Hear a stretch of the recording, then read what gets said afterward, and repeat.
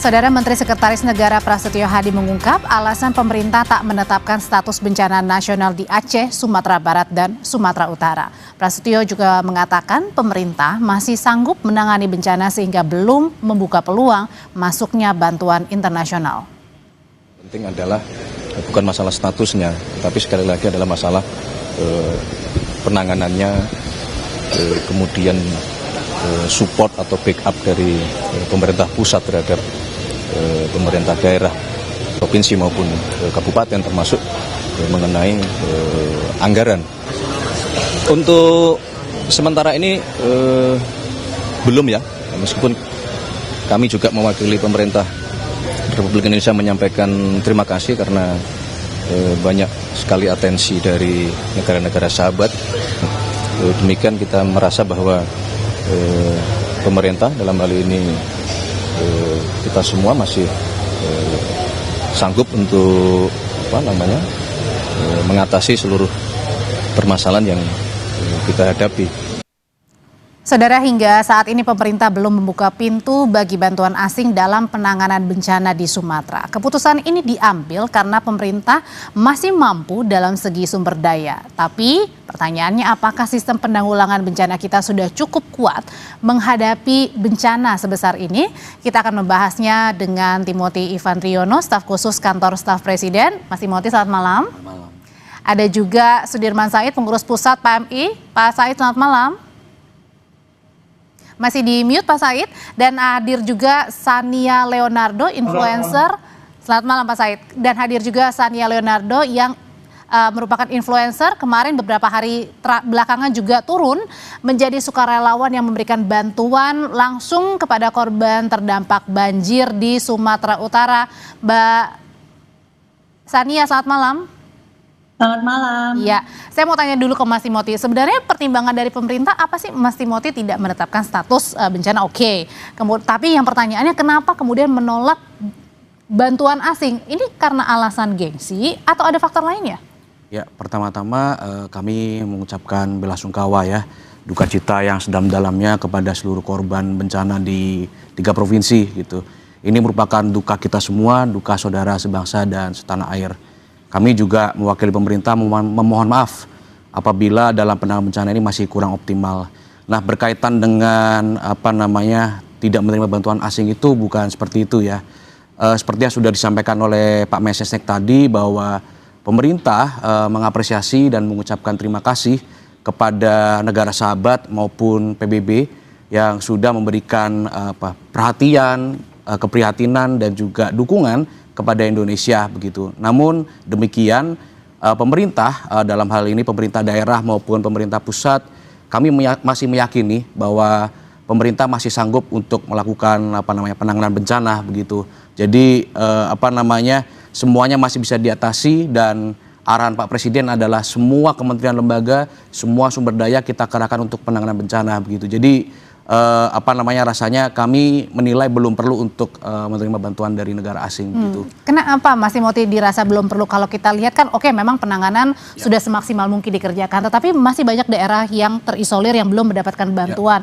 Banyak sekali cerita yang jalan berhari-hari tanpa alas kaki, mereka hanya demi untuk mencari makan. Gimana caranya kemudian juga mengartikan bahwa sampai sekarang ini kita masih mampu untuk bisa sendiri menanganinya? Ya begini, ada situasi kondisi tertentu yang masih belum bisa ditembus oleh aparat kita. Itu bukan berarti karena kita tidak mampu dan akhirnya kita membutuhkan negara asing, itu bukan. Kita masih berusaha terus ya, karena kan geografis Indonesia sangat beragam gitu ya. Ada yang mudah ditembus, ada yang sulit ditembus begitu. Tapi Pak Presiden, lalu juga jajaran begitu ya, BNPB, TNI, Polri masih solid untuk mencoba agar bantuan itu bisa terdistribusi dengan baik begitu. Nah, dengan sulitnya akses itu bukan berarti kita tidak mampu begitu, bukan berarti pemerintah pusat tidak mampu begitu, tapi memang ada kondisi-kondisi tertentu di mana kita butuh extra effort, kita butuh dukungan penuh dari pemerintah pusat dan pemerintah daerah gitu. Jadi bukan berarti pemerintah pusat tidak mampu lagi begitu. Jadi kita terus berusaha, mohon dukungan dari masyarakat Indonesia agar pemerintah pusat dan pemerintah daerah terus berusaha untuk menyalurkan bantuan. Oke, kalau dari pandangannya dari Pak Sudirman, saya sendiri melihat bencana dahsyat yang terjadi, longsor, banjir bandang di Aceh, Sumatera Barat, Sumatera Utara. Seperti apa dampak yang sangat-sangat terasa sampai memasuki hari ke-10 ini? Terima kasih, Sandra. Jadi pertama ingin menyampaikan terima kasih kepada seluruh masyarakat yang telah memberikan support pada Palang Merah Indonesia untuk melakukan operasi kemanusiaan. Kami sedang terus menjalankan operasi kemanusiaan dari mulai memproduksi air bersih. Sekarang 60 tangki sedang dalam perjalanan ke Lok Sumawe dan Medan untuk dibagikan ke seluruh kabupaten. Kemudian health support ya, mobil klinik, kemudian psikosomatis memberikan dukungan psikososial kepada para pengungsi. Tapi juga kita memberikan warning akan munculnya risiko-risiko kesehatan sambil terus membantu mereka. Kemudian juga kita melakukan pemulihan hubungan family yang namanya restoring family link karena sebagian keluarga terpisah dengan anggota keluarga yang lain. Nah, di Halim ada gudang logistik yang memang merupakan tugas dari pemerintah untuk menjadi hub bagi teman-teman yang ingin menyumbangkan apapun untuk dibawa ke daerah bencana baik melalui udara maupun laut, dan di Priok standby kapal kemanusiaan yang terus. Nah, pandangan kami tentu saja kita hormati pandangan pemerintah, tapi saya ingin berbagi pengalaman ketika tsunami Aceh itu. Seorang Panglima TNI bernama Jenderal Sutarto memutuskan untuk membuka Aceh yang dalam keadaan konflik pada waktu itu kepada tentara-tentara dari negara asing. Jadi saya ingat TNI membuka kesempatan kepada tentara Singapura untuk menghidupkan kali bandara. Itu hari-hari pertama tuh pada waktu rescue. Tapi juga beliau meminta kapal induk Amerika yang sedang berlayar menuju kepada pangkalannya diminta belok untuk membuka rumah sakit darurat di dekat Banda Aceh. Jadi waktu itu dikritik oleh DPR, Pak Tarto dikatakan tidak nasionalis. Mengapa dalam keadaan tidak kondusif secara keamanan, tapi kok membuka peluang bagi tentara asing? Beliau mengatakan, saya lebih baik disebut tidak nasionalis daripada membiarkan rakyat yang masih hidup akhirnya menjadi korban dan membiarkan orang-orang tidak tertolong. Itu adalah satu positioning yang mungkin bisa jadi referensi, tapi kita hormati apapun keputusan pemerintah.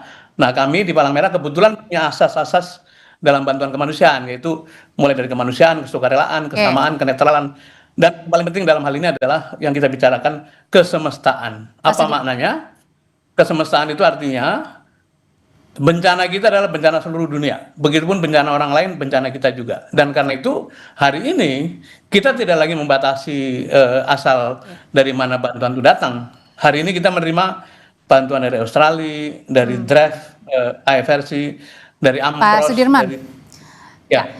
Berarti artinya di sini yang ingin dibagikan adalah berkaca kepada pengalaman dulu pada saat tsunami di Aceh, tidak apa-apa, artinya tidak ada presiden buruk pada saat membuka seluas-luasnya bantuan luar negeri, bantuan asing ke dalam negeri. Karena kira-kira pada waktu itu terjadilah yang disebut sebagai non-military operation yang paling besar di dunia.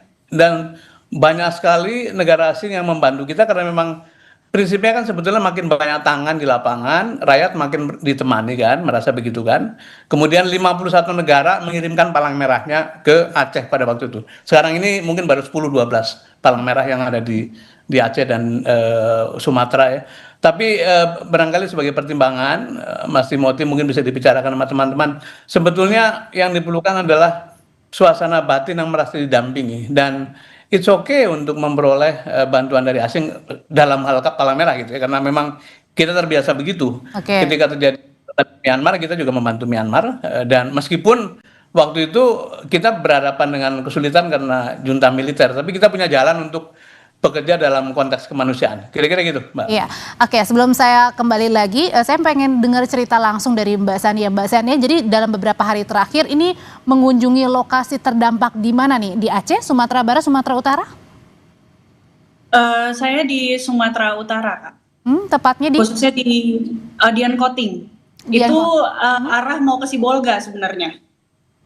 Cuman kan jalanannya putus, tapi di belakang gunung itu yang Adian Koting itu semua kena longsor. Tercatat memang ada masih ada korban yang harus ditemukan sampai sekarang.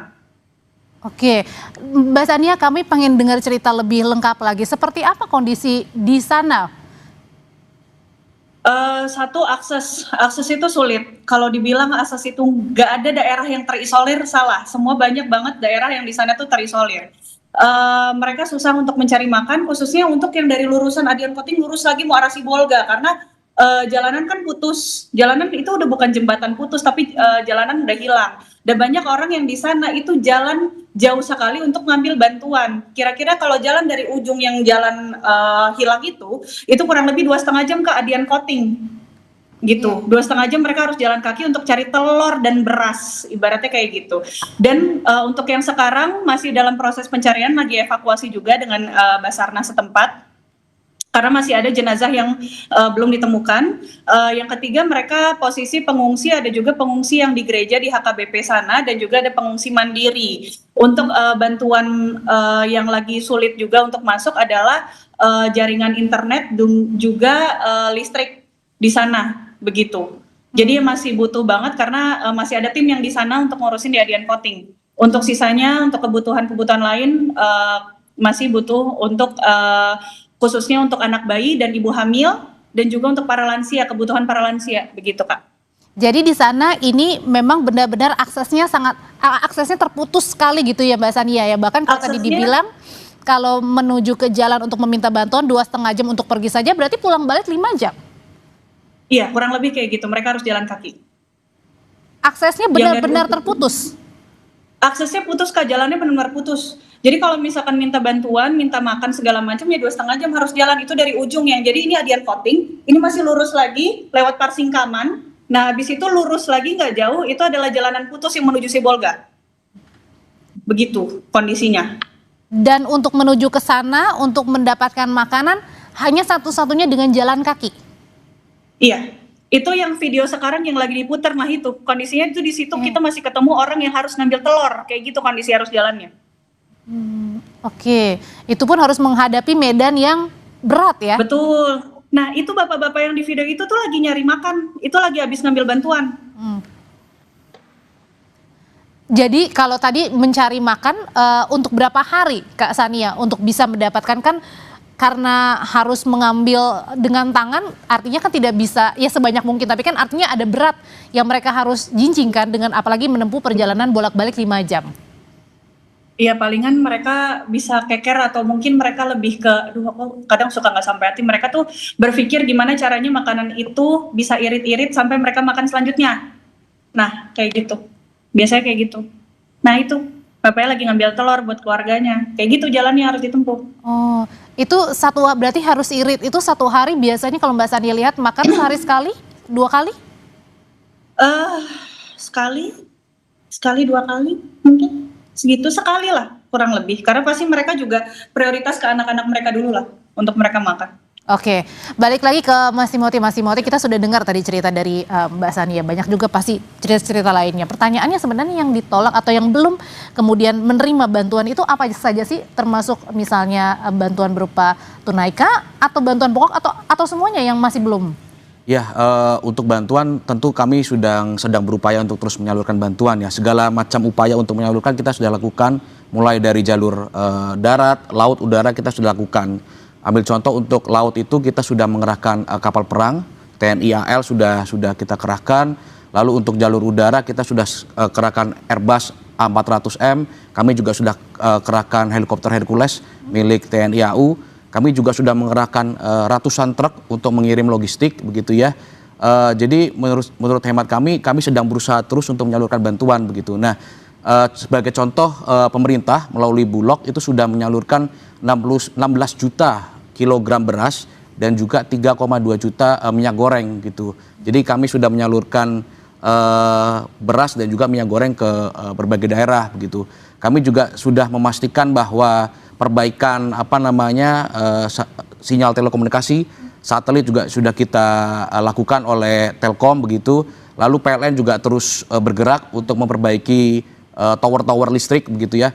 Kami juga sudah mengirimkan Starlink satelit untuk internet, begitu, agar masyarakat yang terdampak banjir bisa mengakses internet, begitu. Jadi pemerintah sudah sudah dan akan terus berupaya agar bantuan itu bisa disalurkan dengan baik begitu. Tapi pertanyaannya tadi soal akses juga, kenapa kemudian tidak mengevaluasi lagi untuk menerima bantuan dari luar saja untuk secepat mungkin kemudian bantuan-bantuan ini dapat nyampe ke masyarakat, tidak perlu berjalan lebih lama lagi.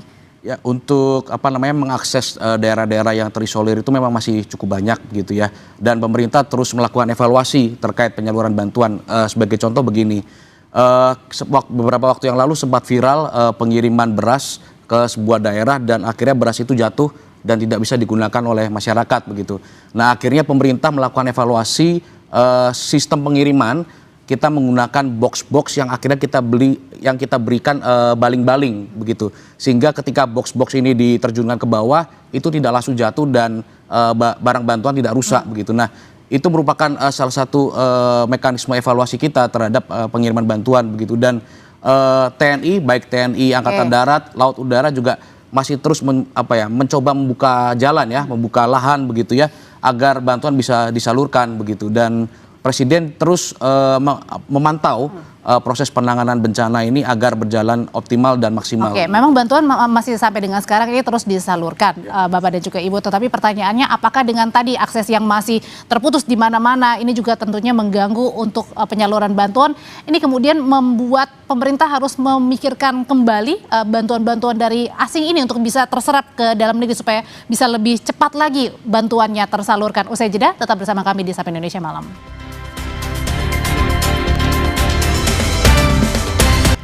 Menteri Luar Negeri Sugiono menyebut Indonesia belum membutuhkan bantuan dari negara lain dalam penanganan bencana banjir dan longsor di Sumatera. Menurut Menlu, banyak negara yang menawarkan bantuan, tapi saat ini Indonesia masih merasa sanggup menangani dampak bencana di Aceh, Sumatera Utara, dan Sumatera Barat. Yang ingin membantu itu seperti apa sih Pak? Yang mungkin yang requirement yang dari Indonesia seperti apa? Saat ini kita belum membuka. Artinya Apanya? Menyatakan tertarik untuk Semuanya mengatakan kalau misalnya perlu apa-apa kasih tahu. kalau mekanisme pembukaan itu misalkan apa sih Pak? Sampai boleh kita negara asing boleh akhirnya bantu itu. Sampai kita merasa kita membutuhkan bantuan. Tapi saya kira kita dengan semua kekuatan tadi disampaikan bahwa ini adalah upaya bersama. Saya yakin kita bisa menyelesaikan masalah ini. Oke, pertanyaan selanjutnya yang tadi saya tanyakan sebelumnya, Pak Said, menurut Anda sendiri ketika bantuan kita cukup, tapi kemudian aksesnya yang sangat sulit sekali untuk menjangkau daerah-daerah terisolasi. Bahkan tadi Mbak Sania bilang semuanya, bukan hanya beberapa yang terisolasi, semuanya daerah terisolasi. Pertanyaannya, apakah kita masih tetap yakin kita sanggup sendirian?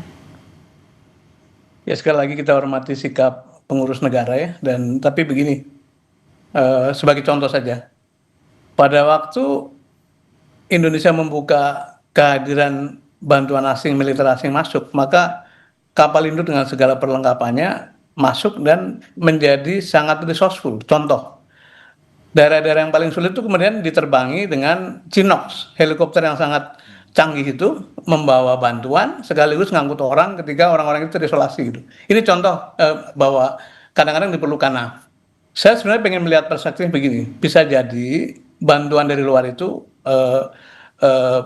bisa dilewatkan kepada lembaga-lembaga sosial seperti Palang Merah, tapi kadang-kadang ada yang memang harus melalui G2G. Nah, apakah tidak bisa, misalnya perspektifnya sebagai gap filler, ketika ada gap yang memang perlu diatasi dengan cepat, maka undanglah pihak ketiga. Nah, bukankah kecepatan bekerja itu adalah fungsi dari resources?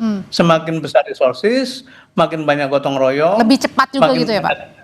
Akan lebih cepat, terutama di saat-saat sekarang yang namanya tanggap darurat. Kalau rehab rekon kita rakyat akan menunggu, karena kan pada waktu tanggap darurat itu biasanya nanti dimasukkan ke dalam temporary shelter. Kehidupannya dijamin, kemudian dicarikan pekerjaan sampai rehab rekonnya selesai. Tapi hari-hari ini masyarakat dalam keadaan sangat tertekan, makanan mulai berkurang, dan kita appreciate pada usaha-usaha dari pemerintah untuk menyebarkan logistik. Tapi alangkah baiknya kalau gap itu tetap dibuka kemungkinan bagi bantuan pihak lain yang mungkin mereka lebih punya resources ekstra gitu, sehingga usaha-usaha bisa dilakukan dengan cepat. Nah, yang lain juga barangkali adalah ini soal mampu tidak mampu itu kan sebenarnya relatif saja kan. Tapi masyarakat mungkin perlu didengar sebetulnya keadaan di lapangan seperti apa. Nah, alangkah baiknya kalau tadi dalam rangka menambah jumlah resources yang bisa dimobilisasi dan juga menjadi satu gap filling dari apa-apa yang kurang itu tetap dibuka. Tapi kami di Palang Merah tentu saja menghormati keputusan pemerintah, tapi kita akan siap sedia untuk bila bantuan-bantuan itu akan dilewatkan kepada lembaga-lembaga seperti Palang Merah, dan beberapa negara memang sudah melakukan itu lewat organisasi Palang Merahnya masing-masing gitu. Artinya Mas Timothy yang mungkin ingin disampaikan adalah kalau lebih banyak bantuan lagi akan lebih cepat nyampainya, kan bukan hanya perkara beberapa hari saja untuk bantuan makanan, tetapi gimana dengan pemulihan kembali rumah, rehabilitasi, ekonomi harus dipulihkan juga, anak-anak bisa sekolah.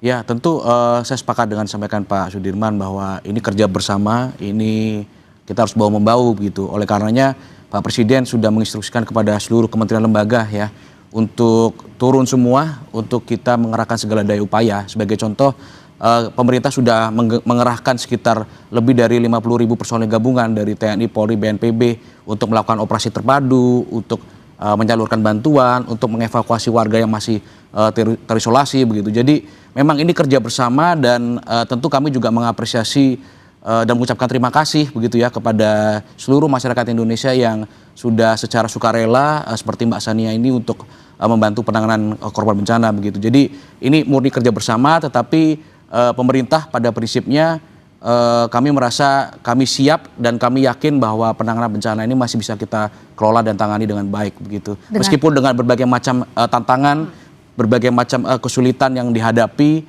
masih ada daerah-daerah yang masih belum bisa kita tembus begitu. Tapi kami masih, insya Allah kami masih terus berusaha untuk menyalurkan bantuan, memastikan bahwa masyarakat masih punya harapan hidup kembali setelah peristiwa bencana ini begitu ya.